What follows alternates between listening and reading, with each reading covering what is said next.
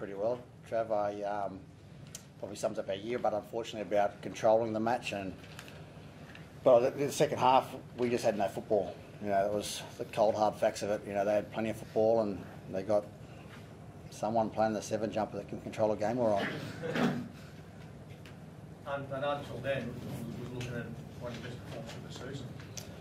Yeah, that's like a broken record. We can just play the same press conference again, over and over and again, can't we, mate? But that's a promising thing for us. We're competing against some really good sides, and we're just not competing for the 80 minutes, unfortunately. But like I said, in that second half, I thought our defence was holding up fantastic. They scored a few tries from kicks on last plays.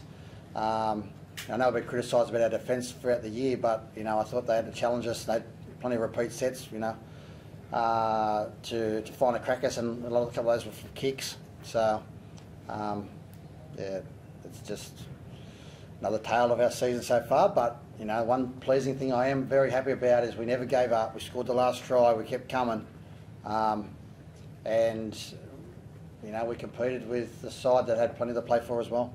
Do you think you give yourself a pass mark as a side for the season? Yeah, as far as building towards the future, yes, I do. Obviously on results based, but probably not. Everyone wants to be playing semi-final football. But if you look about where we're heading and what some of the signs that were shown in this club as a whole going forward, how hard we've competed, how close we are to getting some really tight victories throughout the year, there's some real positive signs for this club. So as far as building a foundation for a successful club going forward, I'd definitely give ourselves a pass for that, Mark. Is AJ Brimson one of those foundations, Garth? You must feel like you scored a try, the first one is pretty scintillating when he did. Has he sort of been one of the bright spots looking forward for the season? Yeah, he's one of a few. There's no doubt about that. People don't realise that we'll be busted there tonight. Both our half and 5'8" had needles to get on the field with shoulder injuries. Our fullback, who you're talking about, AJ Brimson, dislocated his shoulder in last week's game. Wanted to play.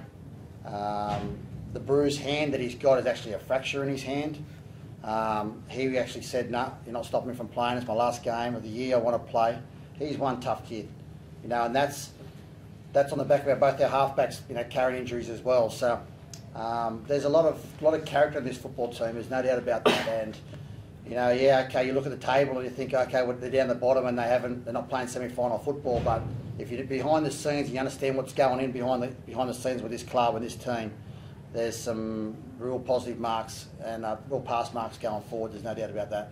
Is that pretty inspirational, Brian, playing in front of a crowd like that? It's the biggest crowd you've had for a non-finals game since 2008. I mean, it gives you a sense of what's possible, I guess, in the future.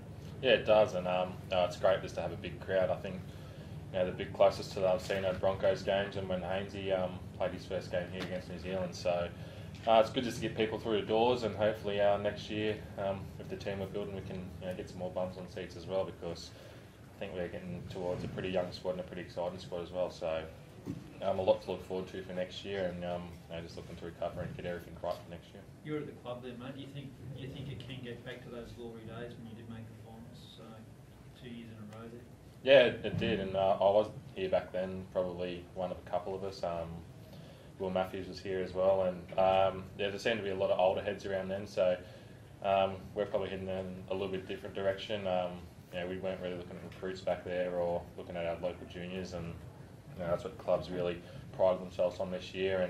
And with the young fellas that have come through that have been in our junior ranks, it's been a positive for us. I think, as Garth said, AJ's been playing excellent for us. Mawaki, couldn't start in the school side now, playing regular first grade for us, and Philip Semi has come through the junior ranks as well. And we got a lot of local juniors wanting to pull on the jersey for the club, and a lot wanting to come back and play for the club as well. And it's just great signs for it, and hopefully, if we're a Gold Coast-based club, people are going to want to come watch us.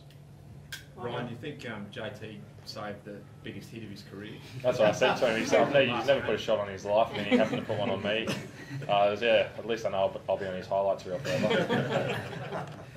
And does that typify him in his last game ever? He did that, and you did the Chip Hicks, but he's won on Ash as well. Yeah, he definitely played a great game, and he's just a competitor, and everything he touches seems to turn to gold, and everything he does just works out for him, and that's just the player he is. And I was lucky enough to play alongside him, and a couple games and play against him and see what he's done. And yeah, it helps that he's a great footy player, but it just helps that he's an even better person. And what he's done in the football arena sort of reaches way further than footy, and just the work he does in community and just the impact he's had on the game and people around the game is second to none. So yeah, there's no hard feelings towards that hit, but I think he's definitely going to go down in the books as a future immortal. Now, what it was like, I know you didn't win the game, but what it was like to run out to that noise in that crowd and to hear that noise all the time in the game at home?